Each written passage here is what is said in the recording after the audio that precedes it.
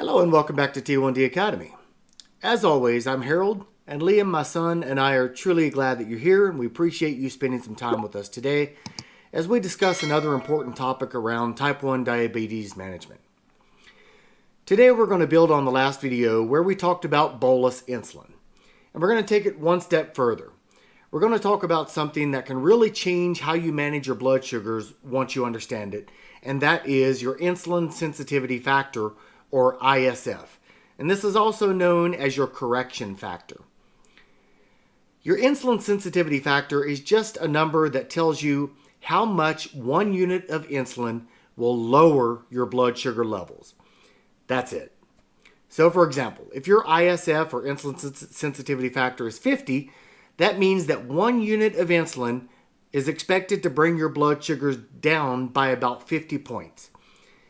If your blood sugar is 200 and your target is 100, you're 100 points above target. So based on that ISF, you'd need 2 units of insulin to bring those sugars back down. And that right there is what we call a correction factor. Now, one of the first questions people usually have is, where does that number even come from in the first place? In many cases, your care team will give you a starting point using something called the 1800 rule. This is a general formula used with rapid-acting insulin where you take 1800 and divide that number by the total daily insulin dose, or TDD. The result in that mathematical formula gives you an estimate of how much 1 unit of insulin may bring down your blood sugar. So for example, if your total daily dose of insulin is 60 units, you would take 1800 divided by 60, which would give you 30. That would suggest that 1 unit of insulin lowers your blood sugar levels by about 30 points. Now that's not a perfect number. It's a starting estimate, a ballpark number to begin with. But it gives you a structured place to at least begin instead of guessing. From there, your real-world experience and observation helps you to fine-tune that number over time. And that brings us to something really important: how you actually begin to understand what your ISF truly is for you. The most reliable way to do that is by observing how your blood and how your body responds in a controlled situation. What you're looking for is a time when your blood sugar is elevated but stable, not rising quickly, not dropping, and where there aren't other variables in play.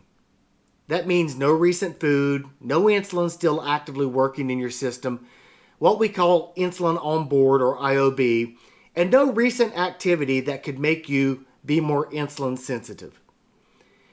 Once you're in that steady state, you can take a known correction dose, often, to make it simple, 1 unit, and then you wait. You don't eat, you don't stack more insulin on top of that 1 unit, and you give it time to work over the full duration of that insulin, which is typically a few hours depending on what insulin you're using. Then you look at where you started and where you ended up. If you started, let's say, at 220 and you ended at 170, that's a 50-point drop from 1 unit of insulin, which would suggest that your insulin sensitivity factor, or ISF, or correction factor, is around 50. But this isn't something you do once and lock that number in forever. You're looking for patterns over time, because your body doesn't respond exactly the same way every day, and it doesn't stay static for the entirety of your lifespan. The goal is to build a realistic understanding of how your body responds and not chase a perfect number all the time. Now here's where this becomes really important, because without understanding your ISF, corrections become guesswork, and guesswork is where things can start to go sideways. You might overcorrect and you crash low. You might undercorrect and stay high for a lot longer than you anticipated.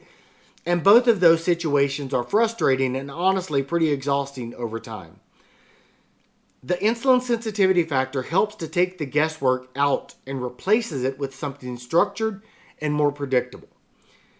But this is important. ISF is not a one-size-fits-all number. Your ISF is unique to you, and not only that, it can change throughout the day. For a lot of people, they might be more insulin resistant in the morning, meaning it takes more insulin to bring blood sugars down. And they may be more insulin sensitive later in the day, where that same unit of insulin has a stronger effect. So your ISF at breakfast might not be the same as your ISF at dinner. And that's completely normal and something that most type 1 diabetics see in their own regulation of their blood sugar levels. Now let's take a look at how this plays out in real life. Let's say you check your blood sugar and it comes back at 240. Your target is 120. So doing the simple math, you know that you're 120 points above your target number, where you want to be. If your ISF is 40, then 1 unit drops you by 40 points. So 120 divided by 40 equates to 3 units that you would need as a correction dose. That's the goal here, to take something that feels complicated and make it feel manageable. Now here's the part that really matters. ISF gives you the math, but real life affects how that math actually plays out.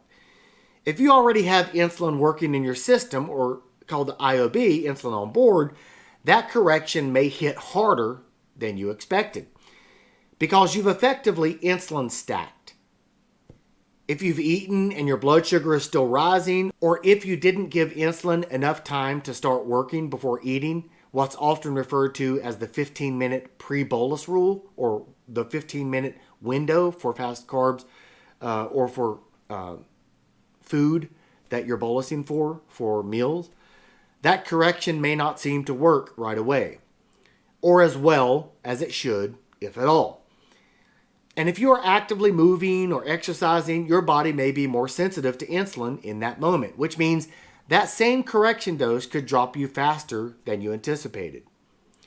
So ISF isn't just about calculating a number, it's about understanding how that number behaves in real-world situations that your body will be engaged in potentially 24 hours out of the day. Now, as we discussed previously, when talking about bolus insulin, timing really matters. One of the biggest mistakes is overcorrecting too quickly. You see a high number, you correct it, then 30 minutes later, it hasn't moved much yet, so you correct again, often called rage bolusing. The problem is that the insulin hasn't had enough time to fully work yet.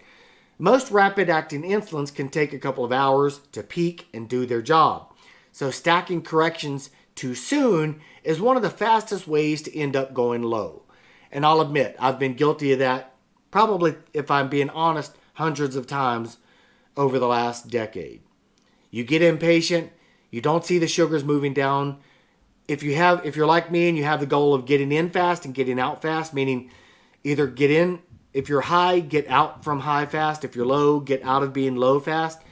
That's called rage bolusing, where you don't see the action that you expect and you end up taking some action too quickly. You end up experiencing those scenarios. Another common issue is assuming that your ISF is always accurate. Your ISF is usually just a starting point, something that your care team helps you to determine, but it may need adjustments over time. Growth, stress, illness, hormones, changes in daily routines, all of these things can impact how sensitive your body is to insulin. So if your corrections consistently aren't working the way that you expect, either not bringing you down enough or dropping you too much, that's a signal that your ISF might need to be adjusted. And that's something to work through with your healthcare team.